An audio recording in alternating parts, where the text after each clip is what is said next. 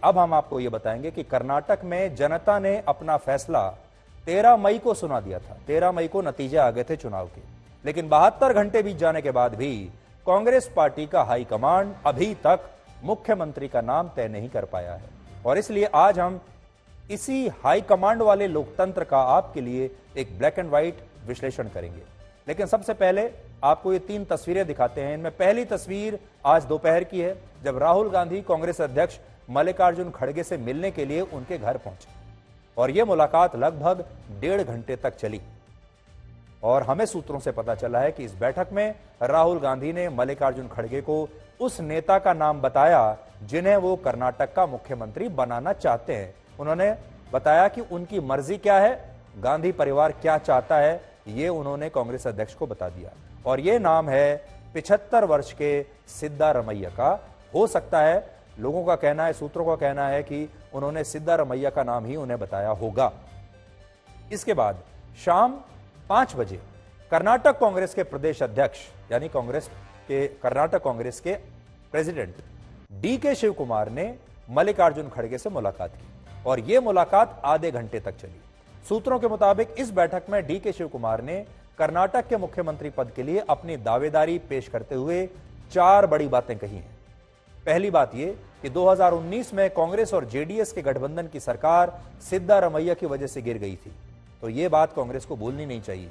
दूसरा, 2019 के बाद उन्होंने कर्नाटक में कांग्रेस पार्टी को फिर से खड़ा किया है, फिर से पूरे काडर को खड़ा किया है, इसलिए हाईकमांड को उन्हें ही कर्नाटक का अगला मुख्यमंत्री बनाना चाहिए और उन्हें इनाम देना चाहिए। तीसरा, कांग्रेस का हाईकमांड सिद्धारमैया को पहले भी कर्नाटक का मुख्यमंत्री बना चुका है, यानी उन्हें इनाम पहले मिल चुका है, इसलिए अब सिद्धारमैया को दोबारा मौका क्यों मिल रहे। और चौथी बात यह कि वर्ष 2013 से 2018 के बीच जब सिद्धारमैया कर्नाटक के मुख्यमंत्री थे, तब कर्नाटक में सबसे बुरा शासन था। ये तर्क हैं डी शिव कुमार के। तर्क इसलिए वो ये बता रहे हैं कि मुझे क्यों मुख्यमंत्री बनना चाहिए। अब यहां सबसे दिलचस्प बात यह है कि पिछले 36 घंटों में डी के शिव कुमार कई बार अपना बयान बदल चुके हैं। पहले उन्होंने कहा कि कांग्रेस पार्टी उनकी लीडरशिप में चुनाव जीती है और सभी 135 विधायक उनके हैं। इसमें थोड़ा सा धमकी भरा और बहुत ओवर कॉन्फिडेंस वाला अंदाज था। फिर उन्होंने कहा कि कांग्रेस पार्टी उनकी मां के समान है और जो हाईकमांड कहेगा वो वही फैसला लेंगे। यहां पर वो थोड़े से नीचे झुके, हम्बल हो गए और उन्होंने अपने जन्मदिन और तबीयत खराब होने का बहाना बनाकर दिल्ली आने से भी इनकार कर दिया। तो वो कल उनका जन्मदिन था, वो दिल्ली नहीं आए और उनकी तबीयत भी खराब हो गई। आज जब वो दिल्ली आने वाले थे तो इससे पहले उन्होंने एक और बयान दिया कि उनके इस्तीफे की खबरें गलत हैं और कांग्रेस के सभी 135 विधायक उनके साथ हैं। लेकिन दूसरी तरफ उनके सगे भाई और कर्नाटक से कांग्रेस पार्टी के सांसद डी के सुरेश पहले से ही दिल्ली आ गए थे, क्योंकि कल जब डी शिव कुमार नहीं आ पाए दिल्ली तो उन्होंने अपने भाई को भेज दिया अपना प्रतिनिधि बनाकर। और भाई ने कहा कि जब कांग्रेस पार्टी ने चुनाव उनके भाई की अध्यक्षता में जीता है तो मुख्यमंत्री भी मेरे भाई को ही बनना चाहिए। Who said? No one imagined. You see all my records. Yeah. 3 months back I won record that my number is 136. Later it changed to 141. I have not changed. DK Shiv Kumar is the PCC president. As usual, the PCC president is the first choice. Now CLP leader is there, Mr. Siddaramaiah is there. Though they will take a call, Mallikarjun Kharge ji and Mr. Srimati Sonia Gandhi will take a call on that issue.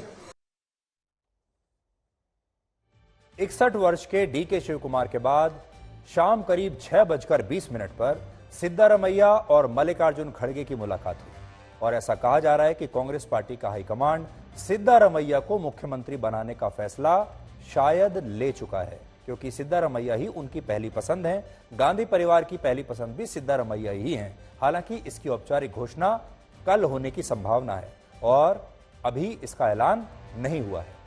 अब यहां पर आपके लिए extra जानकारी यह भी है कि इसी तरह वर्ष 2013 में भी जब कांग्रेस पार्टी ने कर्नाटक का विधानसभा चुनाव जीता था, उस समय भी कर्नाटक में ऐसी ही डबल इंजन वाली स्थिति थी। मैंने कल भी आपको कहा था कि ये जो डबल इंजन शब्द है, वैसे तो इसका प्रयोग बीजेपी करती है और बीजेपी अपने चुनाव में हर जगह प्रचार में कहती है कि हम आपके लिए डबल इंजन की सरकार लाएंगे, यानी केंद्र में भी बीजेपी की सरकार और राज्य में भी बीजेपी की सरकार। यह है डबल इंजन की सरकार। लेकिन असल में कांग्रेस भी हर जगह डबल इंजन की ही सरकार ला रही है।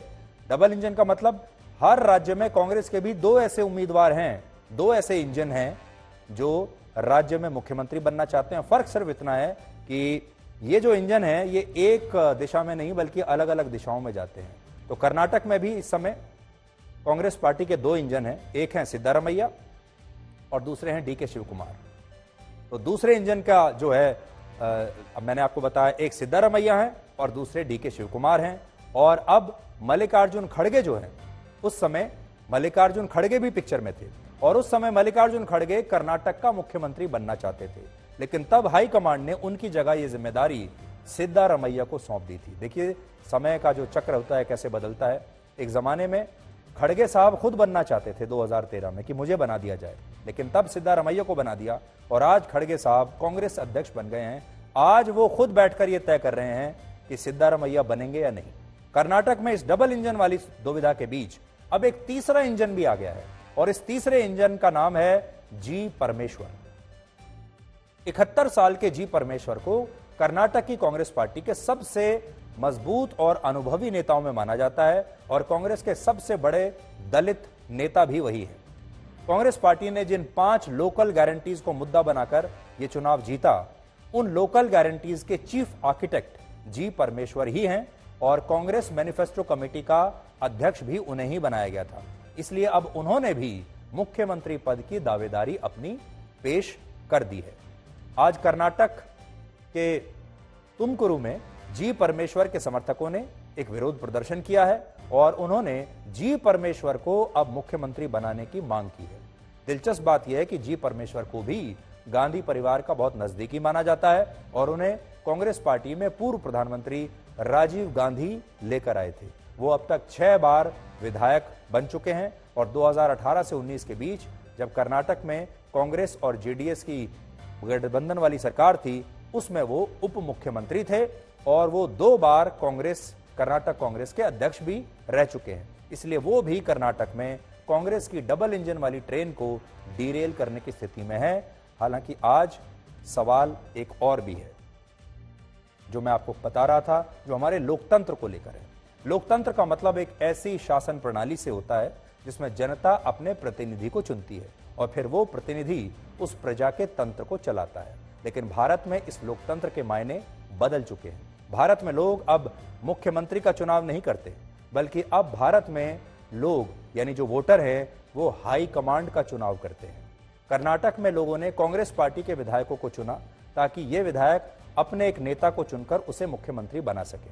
लेकिन अब हो ये रहा है कि मुख्यमंत्री का चुनाव विधायक नहीं कर रहे बल्कि हाई कमांड कर रहा है। एक तरीके से अगर आप देखें तो कर्नाटक के लोगों ने जब वोट दिया है वो हाई कमांड के लिए दिया है कि हमने ये हाई कमांड चुन लिया और ये हाई कमांड अब चुनेगा कि अगला मुख्यमंत्री कौन होगा और उसके कैबिनेट में मंत्री कौन होंगे, ये भी हाई कमांड ही तय करेगा। यानी अब लोगों की एंट्री यहां से बंद है। लोगों का जितना काम होना था हो चुका। अब ये लोग, अब जो जनता है ये उसके हाथ से बाहर की बात है। जनता तय नहीं करेगी कि मुख्यमंत्री कौन बनेगा। और यहां बात सिर्फ कांग्रेस की नहीं है, दूसरी पार्टियां भी जब किसी राज्य में चुनाव लड़ती हैं तो ज्यादातर पार्टियां मुख्यमंत्री पद के चुनाव का ऐलान नहीं करती हैं और कहा जाता है कि आप उस पार्टी को बहुमत दीजिए और फिर उस पार्टी का हाईकमांड नए मुख्यमंत्री का चुनाव करेगा। और असल में ये लोकतंत्र जो है आधा अधूरा लोकतंत्र है। आज हम आपके लिए एक सॉल्यूशन लेकर आए हैं। कुछ पार्टियां ऐसी होती हैं जो पहले से बता देती हैं कि ये हमारा नेता है, अगर आपने हमें वोट दिया तो ये नेता मुख्यमंत्री बनेगा या ये नेता प्रधानमंत्री बनेगा। उदाहरण के लिए बीजेपी, अगर आप लोकसभा चुनाव में बीजेपी को वोट देते हैं तो आप जानते हैं कि प्रधानमंत्री नरेंद्र मोदी बनेंगे। आप वोट नरेंद्र मोदी को प्रधानमंत्री बनाने के लिए दे रहे हैं और वो प्रधानमंत्री बनेंगे। लेकिन अब आप सोचिए, बीजेपी आपसे वोट ले ले और आपको यह ना बताए कि प्रधानमंत्री कौन बनेगा और फिर बीजेपी का हाईकमांड बैठे एक बंद कमरे में और फिर तय करे कि प्रधानमंत्री कौन बनेगा। इसका मतलब यह पार्शियल लोकतंत्र है। आपने अपना एमपी तो चुन लिया लेकिन आपका एमपी प्रधानमंत्री नहीं चुन सकता। और यह सही लोकतंत्र शायद नहीं माना जाएगा। 1999 में, 2004 में, 2009 के आम चुनाव में भी जनता ने अपने नेताओं को अपना प्रतिनिधि चुना था, जिन्हें भी वो चाहते थे। लेकिन इन जनप्रतिनिधियों ने देश के प्रधानमंत्री का चुनाव नहीं किया, बल्कि यह फैसला राजनीतिक पार्टियों के हाई कमांड पर छोड़ दिया था। आप याद कीजिए, जब यूपीए की सरकार बनी थी 2004 में और 2009 में, मैं आपको ज्यादा पीछे नहीं लेकर जाता, तब इस देश के लोगों को यह पता ही नहीं था कि प्रधानमंत्री कौन बनेगा। असल में तब लोगों ने कांग्रेस को भी नहीं चुना था। लोगों ने जो वर्डिक्ट दिया था वो विभाजित था। तो वोटर ने अपना वोट दिया सांसद को, सांसदों की संख्या बढ़ी, सांसद इकट्ठे हुए, चाहे कहीं से भी इकट्ठा किया, और फिर हाई कमांड बंद कमरे में बैठकर चुनता है कि मुख्यमंत्री कौन होगा या प्रधानमंत्री कौन होगा।